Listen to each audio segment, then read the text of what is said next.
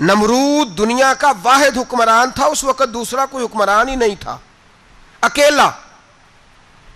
اکیلے حکمران سے جا کر ٹکرائے، کوئی ساتھ فوج نہیں تھی، کوئی ساتھ ان کے طاقت بظاہر دنیا داری کی کوئی نہیں تھی، پر حضرت ابراہیم جا کے ٹکرائے اور میرے رسول پاک صلی اللہ علیہ وسلم نے سند بیان کی، فرمایا افضل الجہاد کلمۃ الحق عند سلطان الجابر، فرمایا سب سے افضل جہاد یہ ہے کہ تو ظالم بادشاہ کے سامنے کھڑے ہو کے حق بات بیان کر دے، یہ سب سے بڑا جہاد ہے، یہ سب سے افضل الجہاد کلمۃ الحق عند سلطان الجابر، سب سے بڑا جہاد۔ حضرت ابراہیم کھڑے ہو گئے، سپر پاور سے ٹکرائے۔ حضرت سیدنا ابراہیم علیہ السلام نے جو اس کو جا کے کہا کہ تو جھوٹ بولتا ہے، تو جھوٹا ہے، تو خدائی کا دعویٰ کرتا ہے، تو بہت بڑا ظالم ہے، اور قرآن مجید نے اس ساری بات کو بیان فرمایا ہے۔ حضرت ابراہیم علیہ السلام سے کہنے لگا میں رب ہوں، تو آپ نے فرمایا میرا رب تو وہ ہے جو زندہ کرتا اور مارتا ہے۔ حضرت ابراہیم ٹکرائے اور آپ کا انداز کیا ہے؟ جا کے کہا کہ تو نہیں، خدا وہ ہے جو زندہ کرتا، اور اس نے ایک بیوقوفوں جیسی دلیل دی۔ ایک آدمی کو کل پھانسی دینی تھی تو اس کو بلایا، کہنے لگا تجھے کب پھانسی ہے؟ اس نے کہا کل۔ کہنے لگا جا تجھے آزاد کیا، زندگی دی، اس کو چھٹی دے دی۔ ایک عام آدمی بیچارہ بیٹھا تھا، اس کو پکڑ کے نا کہنے لگا اس کی گردن اڑا دو، کہنے لگا دیکھ لو میں بھی زندہ کرتا اور مارتا ہوں، وہ جو کل مرنے والا تھا میں نے زندہ کر دیا ہے، اور جس کو پتہ ہی نہیں تھا کہ میں نے مرنا ہے اسے پکڑ کے میں نے مار دیا ہے۔ یہ بیوقوفوں جیسی دلیل ہے۔ حضرت سیدنا ابراہیم علیہ السلام چاہتے تو اسی وقت دلیل توڑ دیتے کہ تو کیا بیوقوفوں جیسی بات کر رہا ہے، اگر تو زندگی دیتا ہے تو مرے ہوئے میں جان ڈال کے دے جس کو تو نے مارا ہے۔ لیکن حضرت ابراہیم نے دیکھا کہ بیوقوف ہے، بیوقوفوں سے بحث نہیں ہوتی، دلیل بدل لی جاتی ہے، ان کی عقل کے مطابق بات کی جاتی ہے۔ حضرت ابراہیم فرمانے لگے میرا رب وہ ہے جو سورج مشرق سے نکالتا ہے اور مغرب میں غروب کرتا ہے، تو اگر رب ہے تو تو مغرب سے نکال کے مشرق میں غروب کر۔ فبہت الذی کفر، کافر لاجواب ہو گیا، اس کے پاس اس چیز کا کوئی جواب نہیں تھا۔ علامہ اسماعیل حقی نے خوبصورت فقرہ لکھا ہے، خوبصورت جان ڈال دی ایک جملہ کہہ کے۔ حضرت سیدنا علامہ اسماعیل حقی رحمۃ اللہ علیہ فرمانے لگے چونکہ نمرود بیوقوفوں جیسی باتیں کر رہا تھا، اگر وہ یہ کہہ دیتا نا کہ میں سورج کو نکالتا ہوں مشرق سے، میں غروب کرتا ہوں معاذ اللہ مغرب میں میں نکالتا ہوں، تو آپ اپنے رب سے کہیے کہ وہ مغرب سے نکال کے مشرق میں غروب کرے۔ علامہ اسماعیل حقی فرماتے ہیں رب کریم کی آواز قدرت تھی، مالک حضرت ابراہیم علیہ السلام کے اس اگر وہ کہہ دیتا اور حضرت ابراہیم دعا کر دیتے تو رب کریم نے فرشتوں کو تیار بٹھایا ہوا تھا، فرمایا اگر یہ کہہ دے میرے خلیل سے کہ سورج مغرب سے نکال کے مشرق میں غروب کرنا ہے تو تیار رہنا، جس طرح خلیل کہیں گے ویسے ہی کر دیں گے۔ واتخذ اللہ ابراہیم خلیلا، ابراہیم ہمارا دوست جو ہوا، جیسے کہے گا ویسے کر دیں گے۔ حضرت سیدنا ابراہیم علیہ السلام کی باتوں کا جب جواب نہ دے سکا، دلیل نہیں بندہ دیتا، پھر لڑائی کرتا ہے، پھر جھوٹے موٹے اعتراض کرتا ہے۔ دلیل ختم ہوتی ہے تو لوگ ذاتیات پہ اترتے ہیں، کہتے ہیں یہ کھانستا صحیح نہیں، دیکھتا صحیح نہیں، دلیل ختم۔ اب ذاتیات پہ اترے، کہنے لگے مجھے پتہ چلا ہے کہ یہ فلانی جگہ گیا تھا تو وہاں جا کے اس نے اس طرح کیا ہے۔ پھر لوگ ذاتیات پہ اترتے ہیں، جب دلیل کا جواب دلیل سے نہیں دے پاتے پھر ذاتیات پر اتر کر حملے کرتے ہیں۔ حضرت ابراہیم کے دلائل کا جواب نمرود نہ دے سکا تو کہنے لگا کہ اس کو آگ میں ڈال دو۔ قوم گئی ہوئی تھی ساری، آپ نے بات سنی ہوئی ہے، میں نے صرف اشارہ دینا ہے، میلے پہ تو حضرت سیدنا ابراہیم علیہ السلام نے سارے بت توڑ دیے، کلاڑا بڑے بت کی گردن پہ رکھا، واپس آئے کہنے لگے بت کس نے توڑے ہیں؟ تو فرمایا اس سے پوچھ لو جس کی گردن پہ کلاڑا ہے۔ کہنے لگے یہ تو بول ہی نہیں سکتا، تو فرمانے لگے بڑے بیوقوف ہو، جو بولتا ہی نہیں سنتا ہی نہیں اپنا آپ نہیں بچا سکتا اس کی پوجا کرتے ہو۔ کہنے لگے پکڑو دلیلیں ختم ہو گئی، اس کو آگ میں ڈالو۔ بہت بڑی حویلی 45 فٹ مربع پہ مشتمل ایک حویلی بنائی گئی اور 45 فٹ اونچی۔ مختلف روایات، علامہ اسماعیل حقی کہتے ہیں کہ 3 مہینے تک نمرود نے کہا کہ اس کے اندر لکڑیاں ڈالو، لوگ پوچھنے لگے کتنی دنیا جلانی ہے؟ کہنے لگا بندہ تو ایک جلانا ہے، پر بندہ بڑا تگڑا ہے، ایک بندہ۔ 3 مہینے لکڑیاں ڈالی گئیں، اور لوگوں کی جو تہمات ہوتی ہیں نا وہ بڑی عجیب ہوتی ہیں۔ تہمات میں نے بڑی تفصیل سے رمضان المبارک میں گفتگو کی تھی، بدشگونی، تہمات لوگ لیتے ہیں۔ اس وقت بھی لوگ تہمات کا شکار ہو گئے، عقیدہ بگڑ جاتا ہے تو وہ عجیب و غریب باتیں کرنے لگتا ہے، تہمات کا شکار ہو گئے۔ بیبیاں نظر مانتی، میں بیمار ہوں، اگر صحیح ہو گئی تو اتنے من لکڑی دوں گی حضرت ابراہیم کی آگ جلانے کے لیے۔ ایک عورت لے کے جا رہی ہے لکڑیاں، تو ایک نیک دل آدمی نے اس سے پوچھا کہاں جا رہی ہو؟ کہنے لگی میں نے منت مانی تھی تو حضرت ابراہیم علیہ السلام کو معاذ اللہ جلانے کے لیے لکڑیاں لے کے جا رہی ہوں۔ تو وہ رب کریم کے بندے کہنے لگے تو ڈھونڈتی رہے گی، تجھے وہ جگہ ملے گی نہیں۔ وہ بی بی کئی مہینے گھومتی رہی، جگہ ہی نہیں ملی جہاں لکڑیاں ڈالنی تھی، ماری گئی۔ تہمات کا شکار ہوئے بہت سارے لوگ، تہمات کا۔ بھائی تہمات دین کے اندر منع ہے، تہمات دین میں کوئی نظر ماننا، کوئی کسی بزرگ کے مزار پہ جا کے سالے ثواب کے لیے کوئی چیز ماننا، یہ تو درست ہوا، لیکن غیر شرعی نظریں مان لینا کہ میں آگ کے گرد چکر لگاؤں گا، میں جناب وہاں جا کے یہ والا تماشا کروں گا، میں دھاگا باندھوں گا، میں رسا کاٹوں گا، میں وہاں گندے اور سے پانی پیوں گا، ان کی شریعت اجازت، یہ تہمات ہیں، بدشگونی ہے، دین میں ان کی کوئی گنجائش۔ آپ نظر ماننے سے پہلے بھی کسی عالم سے رابطہ کریں کہ میں منت مانگنے لگا ہوں تو کیسے ماننی چاہیے، اس کا طریقہ پوچھیں۔ ایسے ہی غلط چیز کی منت تھوڑی مان لی جائے گی۔ بہرحال آمدام برسر مطلب حضرت ابراہیم کے لیے آگ جلائی گئی، 45 فٹ اونچی آگ ہے، پرندہ بھی اوپر سے گزرتا ہے تو نیچے گر جاتا ہے جل کے، اتنے دن لگا کے آگ جلائی گئی۔ اب حضرت ابراہیم کو جلایا جانے لگا ہے۔ یہاں تو موجیں ہیں نا، جو کسی ادارے کا سربراہ ہے اس کے لیے موج ہے، کسی جگہ آفیسر بن گیا تو موج ہے، پیر صاحب کے لیے موج ہے، علامہ صاحب کے لیے موج ہے، خطیب صاحب کے لیے موج ہے۔ جلنا کس کو پڑتا ہے؟ بحالی کوئی نہیں رہا اللہ ماشاء اللہ، وہ لوگ گزر گئے جو تکلیفیں سہ کے کام کرتے تھے، گزر گیا زمانہ۔ حضرت سیدنا ابراہیم علیہ السلام کو جلایا جانے لگا ہے، تو اب اتنی بڑی آگ ہے تو ڈالیں کیسے؟ شیطان نے تجویز دی کہ منجنیق بناؤ، منجنیق، بڑے بڑے بانس باندھ کے ان کے نیچے رسا باندھو، وہ جس طرح جھولنے کے لیے جھولا بنایا جاتا ہے اس طرح ایک منجنیق پرانے زمانے میں، اس میں پتھر رکھ کے پھینکے جاتے تھے دشمنوں پہ، وہ منجنیق بنائی گئی کہ دور سے حضرت ابراہیم کو پھینکیں گے۔ ہاتھ حضرت ابراہیم کے باندھ دیے، پاؤں مبارک باندھ دیے، پوری زمین پہ ایک نام لینے والا خدا کا، اور اس کو آج رسیوں میں جکڑا ہوا ہے۔ جب پھینکا جانے لگا نا آگ میں، حوریں رونے لگیں، فرشتے تڑپنے لگے، اے اللہ یہ کیا ہونے لگا ہے؟ ایک تیرا خلیل اور وہ بھی آگ میں۔ فرمایا جاؤ جا کے اس سے کہو اگر تمہاری مدد لیتا ہے تو اسے بچاؤ۔ ہوا کا فرشتہ آیا، کہا ابراہیم اگر تو کہے۔ او بھائی ان چیزوں کو کہانی سمجھ کے نہ سنا کریں، یہ داستان نہیں، یہ وہ طریقے ہیں جو ہمارے رسول نے ہمیں اپنانے کا حکم ارشاد فرمایا ہے، جو عقیدے، یہ وہ نظریات ہیں جو ہمیں اوڑھنے کو کہا گیا، اپنے رب کریم کی رضا پہ راضی رہنے کے یہ وہ خوبصورت مواقع ہیں صوفیاء نے جن کو بنا کر سمجھا کر ہم تک پہنچایا ہے۔ یہ ہے اہل طریقت کی باتیں، وہ کہتے ہیں یار جس حال میں رکھے راضی رہنا ہے۔ حضرت ابراہیم علیہ السلام کو پھینکا جا رہا ہے، فرشتہ آیا، اے اللہ کے خلیل اگر حکم دو تو اتنی ہوا چلاؤں کہ نمرودی جل جائیں سارے، آگ ان پہ پھینک دی جائے۔ آپ نے فرمایا تو جا، تجھ سے مجھے کوئی کام نہیں۔ تھوڑی دیر کے بعد پانی کا فرشتہ آیا، کہا حضور اتنی بارش برساؤں گا کہ آگ بجھ جائے گی۔ فرمایا تو جا، تجھ سے کوئی کام نہیں۔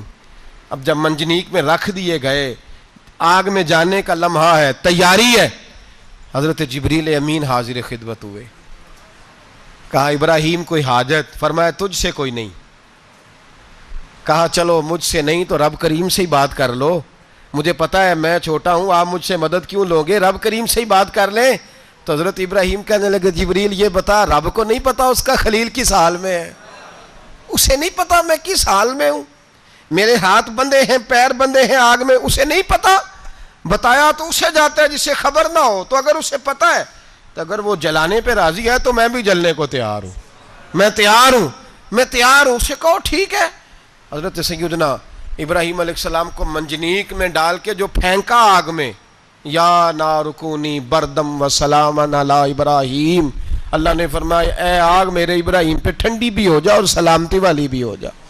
حضرت ابراہیم کو 2 فرشتوں نے بٹھا دیا زمین پہ، پھول کھلے ہیں، کونپلیں مہک رہی ہیں، کلیاں خوشبو دے رہی ہیں۔ حضرت ابراہیم نے سر سجدے میں رکھ دیا، سبحان اللہ والحمد للہ ولا الہ الا اللہ واللہ اکبر۔ حضرت ابراہیم اللہ کی تسبیح پڑھنے لگے، رب کریم کا شکر بجا لانے لگے۔ نکلے وہاں سے، کچھ دن گزر گئے، نکلے، حکم ہو گیا ابراہیم علاقہ چھوڑ دو۔ حضرت ابراہیم علیہ السلام وہاں سے نکل کے مصر آئے، چچا کے پاس ٹھہرے۔ انہوں نے اپنی بیٹی جناب سارہ کا نکاح کر دیا۔ کچھ آگے بڑھے تو ایک ظالم بادشاہ سے ٹکرائے، اس نے ایک شہزادی، ایک بادشاہ کی بیٹی قید کی ہوئی تھی، جناب ہاجرہ نام تھا، ان کو قید سے چھڑا کے ساتھ لائے۔ حضرت لوط علیہ السلام بھی ساتھ، یہ 4 لوگوں کا قافلہ چلا، فلسطین میں جا کے پڑاؤ ڈالا، گھر بار چھوڑا، تبلیغ شروع ہوئی۔ حضرت ابراہیم کے گھر میں 2 خواتین ہیں، ایک آپ کی بیوی ہیں، ایک حضرت ہاجرہ ہیں، اولاد کوئی نہیں، بڑا میوہ ہے میٹھا، گھر وہی آباد ہوتا ہے جس میں بچے روتے ہیں، گھر ہوتا ہی وہ ہے جس میں بچوں کی چنچناہٹ ہوتی ہے، بھن بھناہٹ ہوتی ہے۔ حضرت ابراہیم نے ایک بچہ روتے ہوئے دیکھا تو آنکھوں میں آنسو آئے، کہنے لگے ربی حب لی من الصالحین، یا اللہ مجھے بھی نیک اولاد عطا کر دے۔ حضرت سارہ نے سن لیا، کہنے لگی ابراہیم شاید میرے بطن سے تو آپ کو نصیب نہیں، ہاجرہ سے نکاح کر لو۔ جناب ہاجرہ سے نکاح ہوا۔ اللہ تو بڑا بے نیاز ہے، رب کریم نے حضرت اسماعیل جیسا خوبصورت بیٹا عطا فرمایا۔ بیٹا کالا سیاہ بھی ہو تو سینے کی ٹھنڈک ہوتا ہے، پر یہ تو وہ بیٹا ہے جس کی پیشانی میں نور محمدی چمکتا ہے صلی اللہ علیہ وسلم۔ حضرت سیدنا اسماعیل علیہ اتنے خوبصورت، اب جس بیوی کے ہاں بیٹا تھا، بیٹھنا اٹھنا بھی زیادہ اس کے پاس، آنا جانا بھی اس کے پاس، توجہ ادھر ہو گئی۔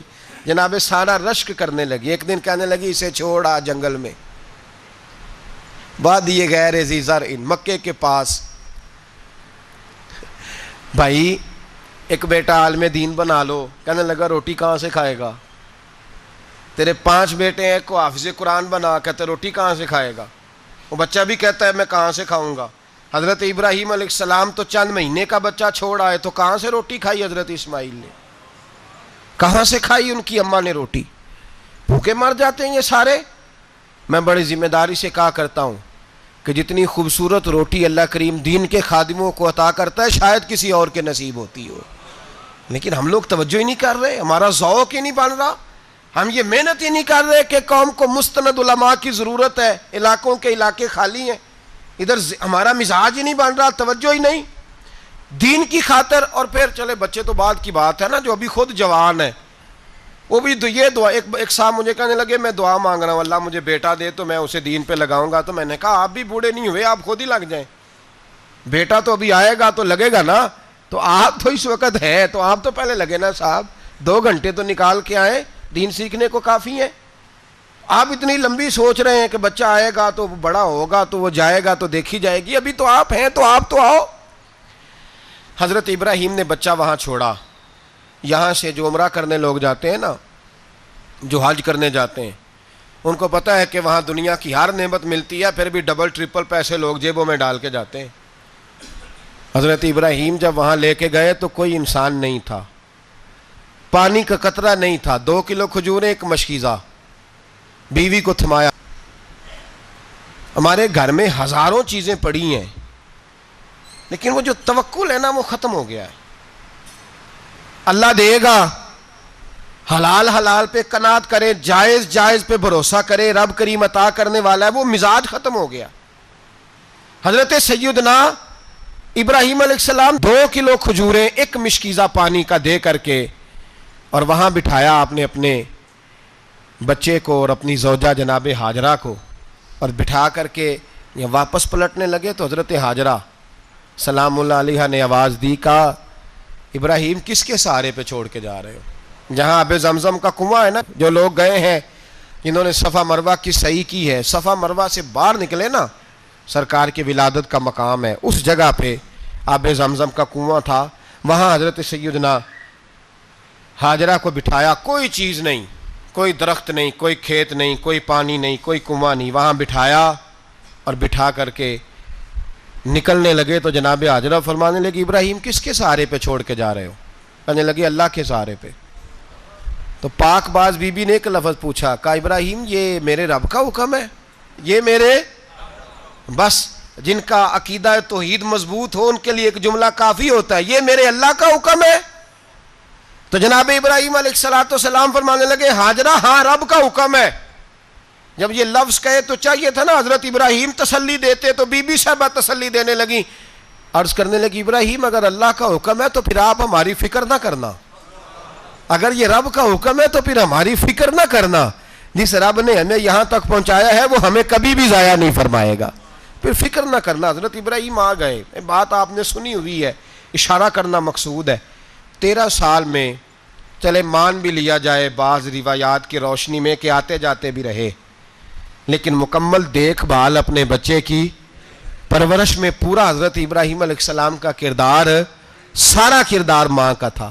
میں جب خواتین کے بارے میں کوئی بات کرتا ہوں تو میں آپ کو اکثر کہتا ہوں کہ یہ صرف بیوی کے لیے حکم نہیں ہوتا، یہ ٹریننگ بیٹی کو دینی ہے اور بہن کو دینی ہے، یہ تربیت کرے اپنے گھر میں۔ میں تجربے کی روشنی میں یہ بات عرض کیا کرتا ہوں کہ بھائی بچے باپ کے فرما بردار اس وقت ہوتے ہیں جب اماں انہیں باپ کا فرما بردار کرتی ہے، اور بچے باپ کے نافرمان بھی تب ہوتے ہیں جب اماں انہیں باپ کا۔ میں نے اپنے کانوں سے سنا ایک دفعہ ایک بچہ اپنے باپ سے کہہ رہا ہے آپ نے تو ساری زندگی باہر گزار دی، پیسے کمانا کون سا مشکل کام ہے، دکھ سکھ تو سارے اماں نے برداشت کیے، سکولوں میں وہ جاتی تھی، فلانا کام وہ کرتی تھی، فلانا کام۔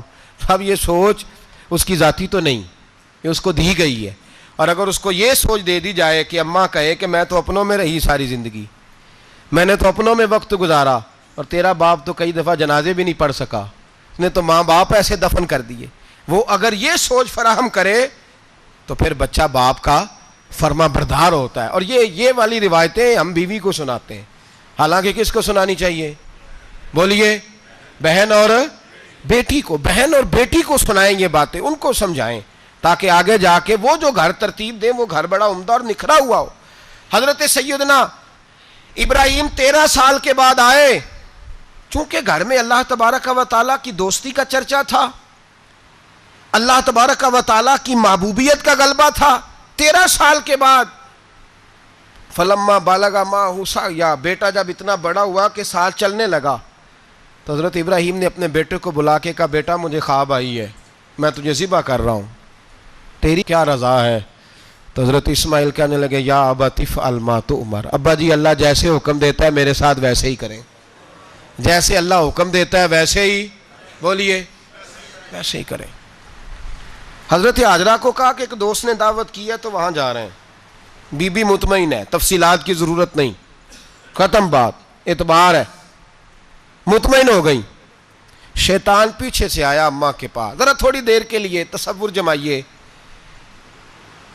یہاں تو پڑوسن آ کے کوئی بات بتا دیتی ہے خاوند کے بارے میں تو کئی مہینے جھگڑا جاری رہتا ہے، پڑوسن محلے دار۔ شیطان نے آ کے بتایا لفظ کیا ہے؟ کہا حاجرہ تمہیں پتہ ہے کہاں جا رہے ہیں؟ کہا دوست کی دعوت میں۔ تو کہنے لگے دوست کون ہے؟ رب کریم، اور ابراہیم کا خیال ہے کہ اس رب نے مجھے حکم دیا ہے کہ میں ذبح کروں۔ تو حضرت حاجرہ کہنے لگی کبھی باپ بھی بیٹے ذبح کرتے ہیں؟ شیطان کہنے لگا ان کا خیال ہے کہ ان کے رب نے حکم دیا ہے۔ تو جناب حاجرہ فرمانے لگی اگر رب نے حکم دیا تو پھر تو مجھے شیطان لگتا ہے، تو مجھے شیطان لگتا ہے۔ کہا کیا مطلب؟ فرمانے لگی اگر رب کریم کا حکم ہے تو میرے پاس ایک اسماعیل ہے، اگر 1000 بھی ہوتے میں سارے اللہ کے راستے میں پیش کر دیتا، دے دیتی، مالک کا ہی تو ہے سارا کچھ، اسی کا ہے، اس میں لیت اللہ کی کیا گنجائش؟ حضرت سیدنا ابراہیم علیہ السلام نے بیٹے کے حلق پہ چھری رکھ بھی دی اور چھری چلا بھی دی، رکھ بھی دی، اور وہ تو اللہ کریم نے فرمایا یا ابراہیم قد صدقت الرؤیا، ابراہیم تو نے خواب سچا کر دکھایا، وہ قیامت تک تیرا نام رہے گا۔ حضرت ابراہیم نے وطن بھی دیا، جان بھی دی، بیٹا بھی، اللہ کریم نے دمبے دیے، فرمایا یہ فدیہ ہے۔ اب یہ قربانی قیامت تک حضرت ابراہیم کے طریقے کے مطابق جاری ہے۔ حضرت ابراہیم بہت بڑے مہمان نواز تھے، بہت بڑے۔ آپ جب مصر میں قیام تھا تو بڑے بڑے لمبے چوڑے لنگر پکتے تھے، لوگ آیا جایا کرتے تھے، بڑا تفصیل کے ساتھ کھانا ہوتا تھا۔ مہمان نوازی آپ کی خاص صفت مبارکہ ہے.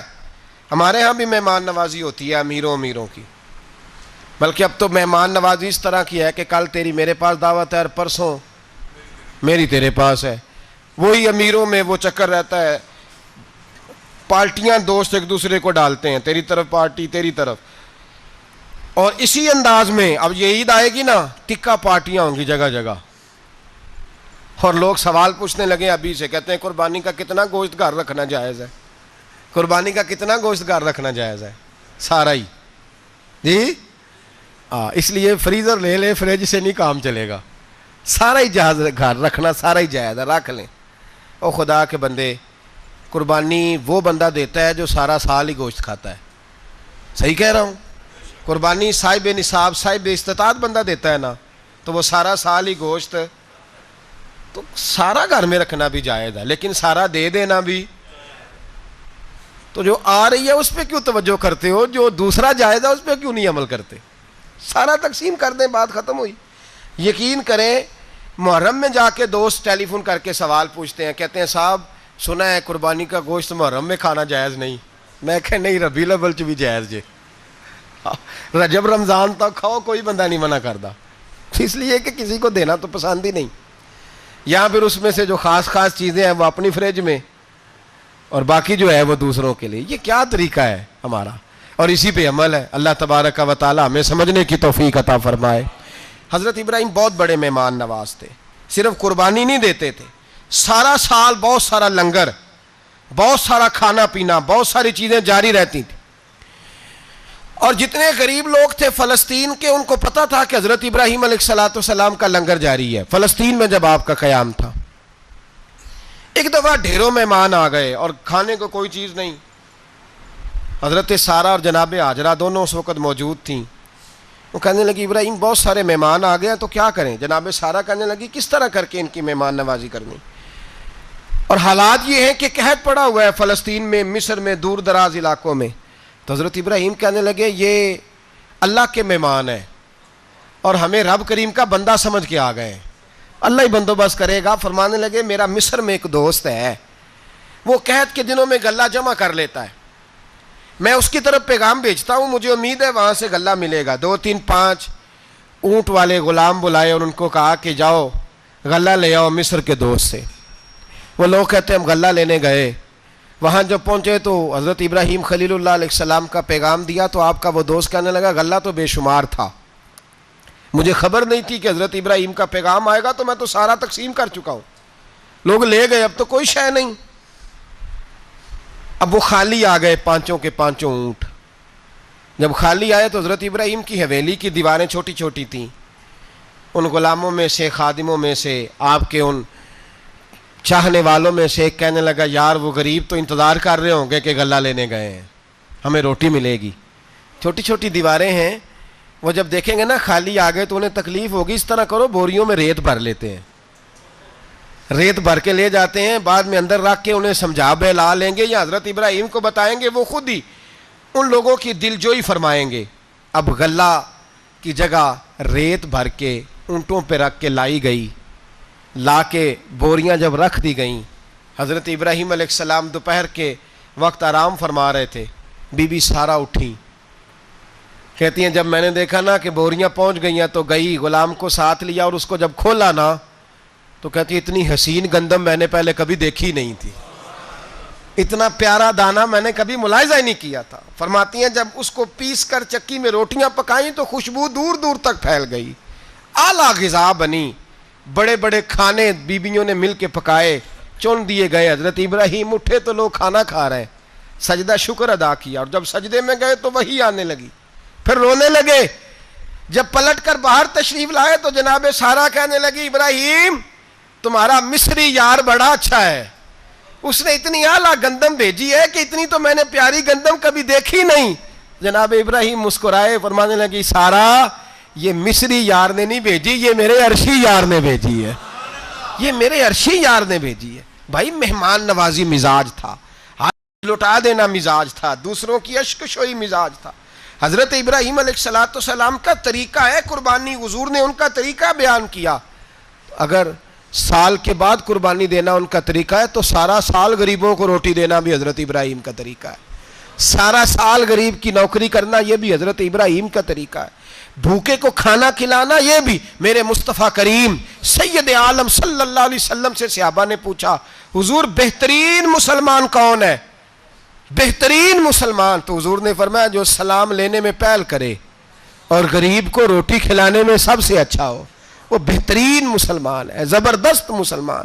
ہمارے ہاں دعوتیں ہوتی ہیں تو امیروں کی، افطاریاں ہیں تو امیروں کی، اور میرے مصطفیٰ کریم علیہ السلام نے فرمایا بدترین دعوت ہے جس میں امیر بلائے جائیں غریب نہ بلائے جائیں، وہ بدترین دعوت حضرت ابراہیم کا طریقہ رہا، ساری زندگی مہمان نوازی۔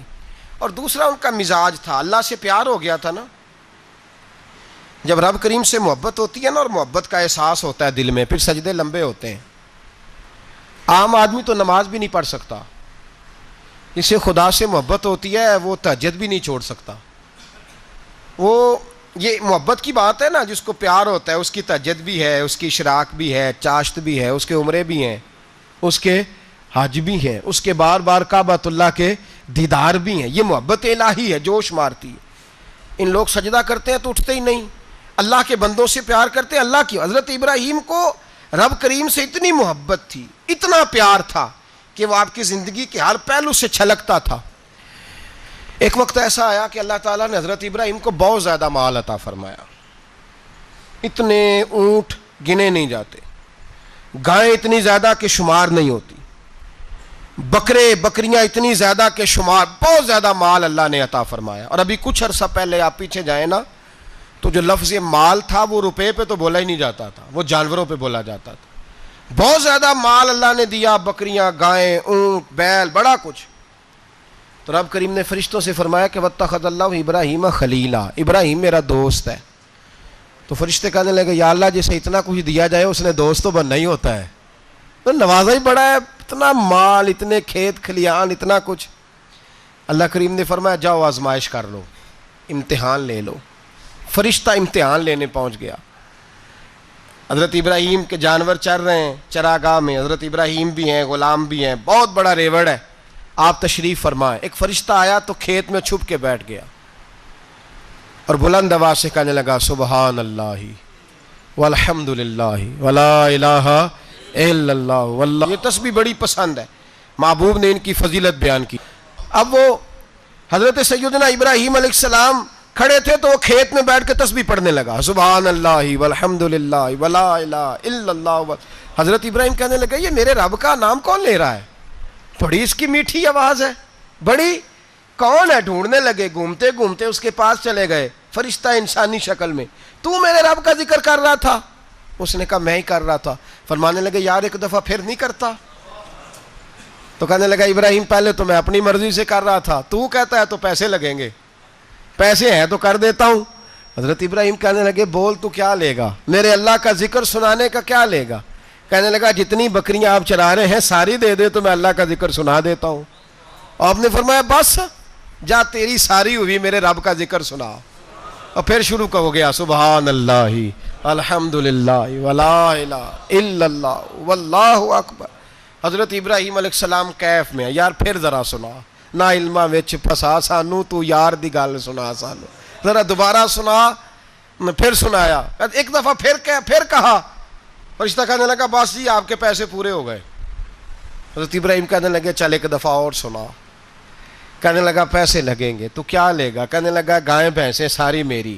فرمایا بس یار اتنی قیمت، تو سنا صحیح، سارا کچھ ہی تیرا۔ پھر شروع ہو گیا سبحان اللہ والحمدللہ ولا الہ الا اللہ واللہ اکبر۔ گائیں دے دیں، بھینسیں دے دیں، وہ ذکر سناتا ہے۔ حضرت ابراہیم کبھی مچلتے ہیں، کبھی روتے ہیں، کبھی آہیں بھرتے ہیں، تو میرے رب کا نام لے رہا ہے، ذرا پھر سے لے۔ کیف جاری ہے۔ کہنے لگا بس بھائی۔ حضرت ابراہیم فرمانے لگے تو اور لے لے جو لینا ہے، مجھے ذکر سنا۔ اس نے کہا ابراہیم بکریاں میں لے چکا، گائے بھینسیں میں لے چکا، اونٹ رہ گئے، سارے لے لوں گا پھر ذکر سناؤں گا۔ فرمایا جا تیرا ہوا تو ذکر سناتا رہ، میں دیتا ہوں۔ دے دیا، کچھ دیر ذکر کیا تو اب خاموش ہو گیا۔ حضرت ابراہیم خلیل اللہ علیہ السلام فرمانے لگے ذکر سنا۔ کہنے لگا ابراہیم اب تیرے پاس دینے کو کیا ہے، ہر چیز تو میں لے چکا۔ آپ فرمانے لگے یہ گائے بھینسیں بکریاں چرانے کے لیے تجھے کوئی نوکر ملازم بھی تو چاہیے نا, تو اس طرح کر مجھے رکھ لے, میں روٹی نہیں مانگوں گا, کھانا نہیں مانگوں گا, تو اللہ کا ذکر سناتا رہنا, میں تیرے جانوروں کی نوکری کرتا رہوں گا. حضرت ابراہیم علیہ السلام نے جب یہ کہا نا, فرشتے کی آنکھوں میں آنسو آ گئے. تر دامنی پہ شیخ ہماری نہ جائیے, ہم دامن نچوڑ دیں تو فرشتے وضو کریں. فرشتہ رو پڑا اور کہنے لگا ابراہیم مجھے سینے سے لگاؤ, آپ واقعی اس قابل ہے کہ اللہ آپ کو اپنا دوست بنائے, واقعی اس قابل ہے کہ رب آپ کو اپنا. حضرت ابراہیم علیہ السلام کا خدا سے محبت کرنے کا نرالا انداز. اور میرے بھائی یہی محبت انہیں میرے مصطفیٰ سے بھی تھی. ایک نبی گھر بنا رہا ہے, دوسرا بنوا رہا ہے. حضرت اسماعیل علیہ السلام پتھر اٹھا کے لا رہے ہیں, جناب ابراہیم بنا رہے ہیں. جب خانہ کعبہ بن گیا تو کہنے لگے ربنا وابعث فیہم رسولا, اے اللہ اب اسے بسانے کے لیے اپنا آخری رسول بھی عطا فرما. نبی پاک فرماتے ہیں میں دعا ہوں حضرت ابراہیم کی. یہ قربانی حضرت ابراہیم کا طریقہ ہے. حضور نے اگرچہ نبی پاک کی اپنی سنت تھی, یہ بھی کہہ سکتے تھے سنتی و سنت ابیکم ابراہیم, میری سنت ہے اور تمہارے باپ ابراہیم کی سنت ہے. یہ نہیں فرمایا. جب صحابہ نے کہا قربانی کیا ہے, فرمایا سنت ابیکم ابراہیم, یہ تمہارے باپ ابراہیم کی سنت ہے. ہر صاحب نصاب پر قربانی واجب ہے. جو زکوٰۃ کا نصاب رکھتا ہو اس پر قربانی واجب ہے, یعنی ضروریات سے زیادہ اتنے پیسے, جتنے پیسوں سے زکوٰۃ فرض ہوتی ہے اتنے پیسے جس آدمی کے پاس قربانی سے پہلے آ جائیں اس آدمی پر قربانی کرنا واجب ہے.